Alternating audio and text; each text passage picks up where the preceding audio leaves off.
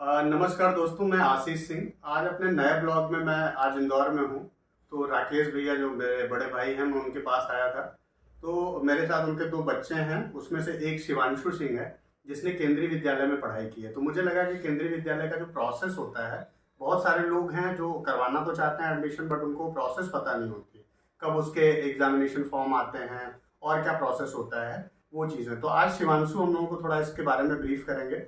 तो शिवांशु, पहले तो ये बता दो अपना क्वालिफिकेशन, 10 तक तुमने किस स्ट्रीम में पढ़ाई की है और उसके बाद तुम्हारा एडमिशन कैसे हुआ, तो उसके बारे में थोड़ा तो बताओ। बेसिकली मैंने अपना यूपी से 10th पास आउट किया था, जिसमें कि मैंने साइंस स्ट्रीम ली थी। यूपी के बाद मैं नासिक शिफ्ट हुआ था, जिसके बाद मेरे को स्कूल्स वगैरह लेने के लिए बहुत प्रॉब्लम हुई थी। अलग अलग सजेशन मेरे को मिले थे, जिसमें कि कैम्ब्रिज थे, पर वो बहुत कॉस्टली थे। फिर उसके बाद मेरे किसी रिलेटिव से मेरे को सजेशन मिला केंद्रीय विद्यालय का, जिसका नाम सुन के मेरे को लगा गवर्नमेंट कॉलेज है, गवर्नमेंट स्कूल है, कैसा होगा, गवर्नमेंट है तो क्या क्या फैसिलिटीज़ होंगी, क्या नहीं होंगी। फिर एक बार मैं केंद्रीय विद्यालय गया, तो उसके बाद मेरे को वहाँ का प्रोसेस समझ में आया कि वहाँ पे एडमिशन किस पर्पज से होते हैं, कैसे होते हैं। वहाँ सिर्फ एयरफोर्स जो ऑफिसर्स हैं उनके बच्चों को सिर्फ एडमिशन दिया जाता है, जो आर्मी वाले हैं उनके बच्चों को एडमिशन दिया जाता है। वहाँ सिविल वालों को उतनी प्रियोरिटीज़ नहीं मिलती। अच्छा, पर एक चीज और शिवांशु, हाँ, इसमें क्या कुछ सीट होती है क्या, कि सिविल के लिए अलग से इतनी सीट्स हैं, हाँ उसके जी बारे में थोड़ा बिल्कुल। ब्रीफ करो। जैसे कि उसमें फिक्स सीट्स होती हैं कि उनकी ऐसी प्रायोरिटी रहती है कि अगर एयरफोर्स का केंद्रीय विद्यालय है तो उसमें सिर्फ एयरफोर्स के बच्चों को एडमिशन मिलेगा। अगर उसमें से सीट्स बच जाती हैं तो उसमें फिर सिविल वालों को प्रायोरिटी दी जाती है, अगर उनके अच्छे मार्क्स हैं 10th में। जैसे कि मेरे 10th के मार्क्स 92% थे, तो उसके बेसिस पे मेरे को वहाँ पे एडमिशन मिला था, अच्छा, प्लस एक वहाँ पे चीज सीट्स और थे। मैं इसमें पूछना चाहूंगा। हाँ जी। जैसे तुमने ये पता किया होगा कि केंद्रीय विद्यालय है, अब हाँ, वहां पे गए तो चूंकि वहां पे सीट्स एयरफोर्स के लिए लिमिटेड थी। लिमिटेड। अब तुमने एडमिशन फॉर्म खरीद लिया, हाँ जी। और जब उनको लगा कि सीट कुछ वैकेंट रह गई है तो उन्होंने कॉल किया होगा, राइट? हाँ जी, हाँ हाँ, जी। ठीक उसके है। लिए हमें फॉर्म फिलअप करना पड़ा था। जैसे सिविल के जितने भी बच्चे आते हैं तो सब लोग अपना अपना फॉर्म भरते हैं। उसमें से जिनके परसेंटेज अच्छे रहते हैं उनको एडमिशन दिया जाता है। अच्छा, उस एक चीज व्यूअर मैं क्लियर कर दूं जो मैं समझ पाया, और शिवांशु शायद उस पर एग्री भी करेंगे, कि पहले तो आप जाइए वहां से एडमिशन फॉर्म ले लीजिए। वो लिमिटेड सीट्स होती हैं एयरफोर्स के लिए। सिविल वाले फॉर्म खरीद सकते हैं, यदि सीट्स बच गई तो मेरिट के बेसिस पे उनको कॉल जाता है और उसके बेसिस पे बिल्कुल वो आके फिर एडमिशन करा सकते हैं। बिल्कुल। ठीक है, प्लीज कंटिन्यू। केवी में मेरा एक्सपीरियंस ऐसा रहा है कि मैंने जैसे कि 10th मैंने नहीं, बताया। अब इसमें ये क्लियर कर दो कि हाँ, तुम्हारा फिर तुम्हें फोन आ गया, वहां सीट्स बची थी तो तुम्हें हाँ फोन आ जी। गया। तो वहाँ पे कंफर्मेशन हमें दिया जाता है कि हाँ, आपका एडमिशन प्रोसेस हो सकता है, आप आके अपना एडमिशन, बच्चे का एडमिशन करवा लीजिए। और और चूंकि तुम्हारा 92% था इसलिए तुम्हें इस कॉल आ बेसिस पे गया। ही हमें एडमिशन वहाँ पे ओके। मिला।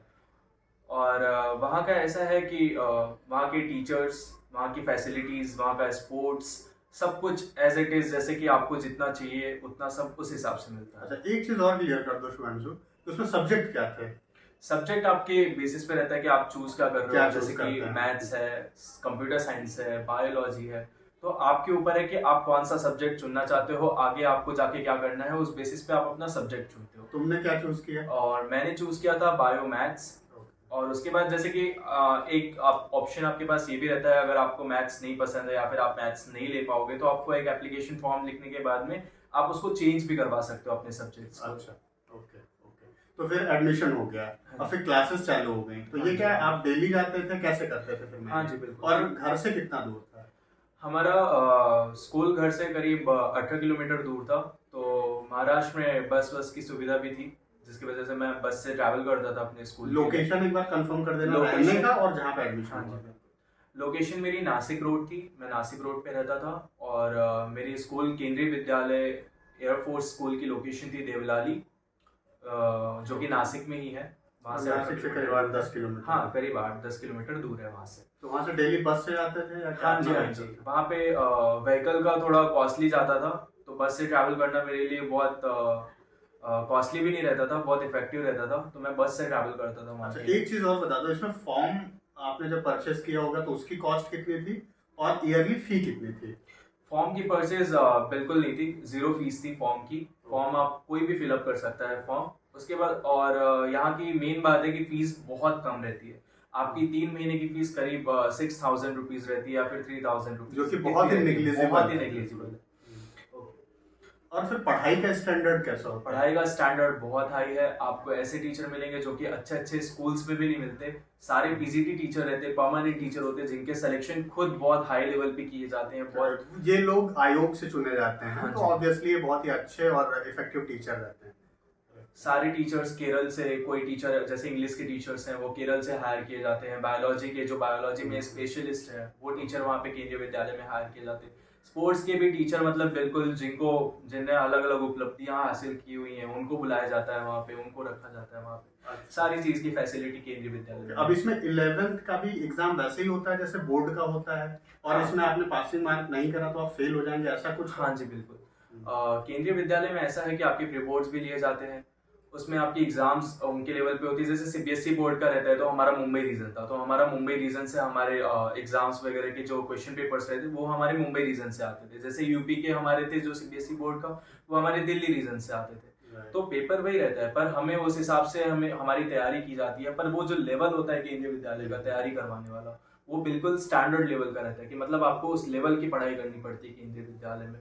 सब कुछ मेंटेन, रेगुलरिटी मेंटेन करके चलना पड़ता है, डिसिप्लिन मेंटेन करके चलना पड़ता है, मतलब सब कुछ।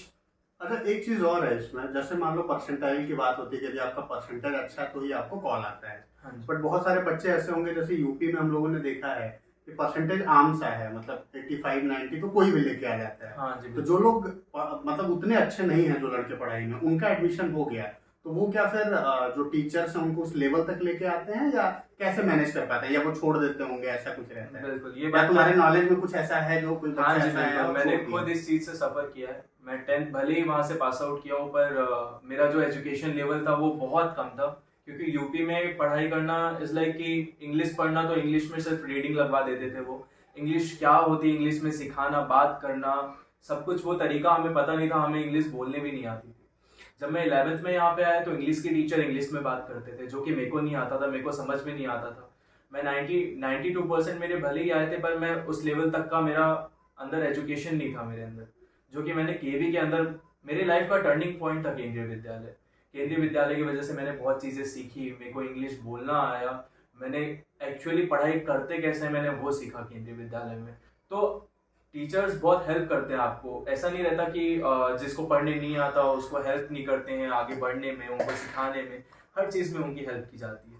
ओके, अच्छा, अब इसमें कितने परसेंटेज आए थे आपके? 11th में जैसे कि मैंने बताया कि 10th में मेरा एजुकेशन उतना अच्छा नहीं था, तो 11th में मेरी 2 सब्जेक्ट में सप्लीमेंट्री आई थी, मतलब बैक आई थी, मैं उसमें क्वालिफाई नहीं कर पाया था। तो वो सब्जेक्ट्स थे मेरी फिजिक्स, बायोलॉजी। जैसे कि मेरे अंदर बहुत कॉन्फिडेंस था कि मेरे 92% आए हैं तो मैं तो बहुत कवर अप कर लूँगा, मेरे अंदर बहुत एजुकेशनल पावर है। पर जब मेरी सप्लीमेंट्री आई तो मैंने जाना कि नहीं, ये कितना टफ है और मेरे को कितनी मेहनत करनी पड़ेगी इसको निकालने के लिए, इसको क्वालिफाई करने के लिए। तो उसके बाद सप्लीमेंट्री आई मेरी, और उसके बाद मेरे को 15 दिन का टाइम दिया गया कि हाँ आपके पास 15 दिन का टाइम है, आप तैयारी करो और इसको निकालो। अगर मैं वो सप्लीमेंट्री एग्जाम नहीं निकाल पाता तो मेरे को वहाँ पे आगे बढ़ने का चांस नहीं अच्छा, था। तो आप ये कह रहे हैं कि यदि हाँ। वो सप्लीमेंट्री क्लियर नहीं करते तो आपका प्रवेश 12वीं में नहीं होता? नहीं होता, और मेरे को वापस से 11th की पढ़ाई वापस से वहीं पे बैठ के दूसरे बच्चों के साथ में, मेरे जूनियर के साथ में बैठ के करनी पड़ती, जो कि मैंने 15 दिन में मैंने फिजिक्स और बायोलॉजी की एग्जाम दी और मैंने वो निकाला। उसके बाद में मेरा 12th में एडमिशन हुआ, मैंने 12th की पढ़ाई की वहाँ से। 12th और ये पूरा कंसोलिडेटेड आपका हाँ, फाइनल? बिल्कुल। मैंने 11th-12th वहाँ से पास आउट किया और मेरे 12th के परसेंटेज थे 72.8%, जो और टॉपर के परसेंटेज गए थे 78%। तो मैंने बहुत cover very good percentage. Okay, तो दोस्तों एक चीज मैं और क्लियर कर दूं कि तुषार चूंकि हम लोगों के साथ मतलब फैमिली रहती थी भैया की, तो हम लोगों ने देखा है काफी एवरेज स्टूडेंट था, बट जितना इम्प्रूवमेंट आया, उसने मेहनत करी केवी में आने के बाद, वो बिल्कुल आउटस्टैंडिंग है, और निश्चित रूप से बहुत मेहनत करी उसने। तो 72% केवी में लाना एक बहुत बड़ी अचीवमेंट बोल सकते हैं आप। तो मेहनत करके आगे बढ़ा, उसके बाद फिर केवी के बाद 72% आने के बाद फिर क्या किया और अभी क्या कर रहे हो?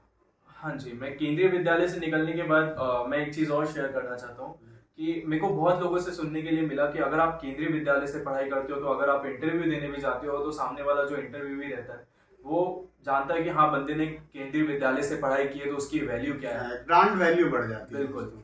तो केंद्रीय विद्यालय से पढ़ के आने के बाद में मेरे 72% थे। उसके बाद मैं इंदौर शिफ्ट हो गया था उसके बाद जो मिनिमम परसेंटेज रहते हैं, अगर किसी भी आपको मेडिकल प्लेटफॉर्म पे अगर ग्रेजुएशन करना है तो उसके लिए मिनिमम परसेंटेज रहते हैं 65%। तो मेरे 72% थे।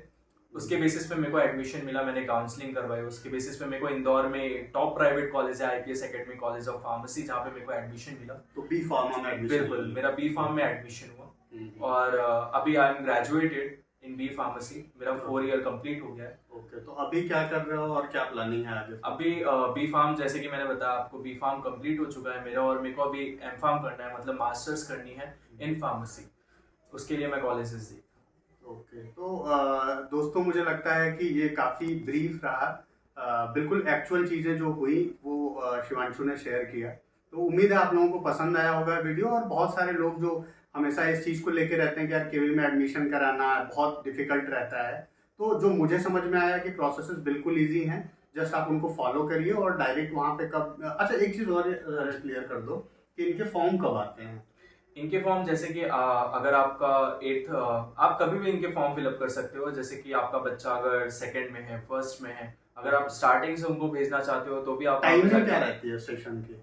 बिल्कुल, जैसे कि आपका सेशन एंड होता है, जैसे कि फर्स्ट का सेशन एंड हुआ तो अगर आपको सेकंड में उसका एडमिशन करवाना है तो जैसे कि फर्स्ट का एडमिशन जब ओपन होता है तभी आप जाके वहाँ पे जैसे मार्च अप्रैल में। हाँ जी बिल्कुल, वही सेशन रहता है जैसे कि बाकी कॉलेजेस का रहता है एडमिशन का तो प्रोसेस। आप लोग जिसको भी इसमें कराना है एडमिशन, वो पता करते रहें और जाके आप सीधे केंद्रीय विद्यालय से आप फॉर्म खरीद कर परचेस कर सकते हैं। और आगे का प्रोसेस आपको शिवांशु ने बहुत अच्छे से ब्रीफ किया। तो थैंक यू शिवांशु इसके लिए, और उम्मीद है दोस्तों आप लोगों को पसंद आएगा। Thank you.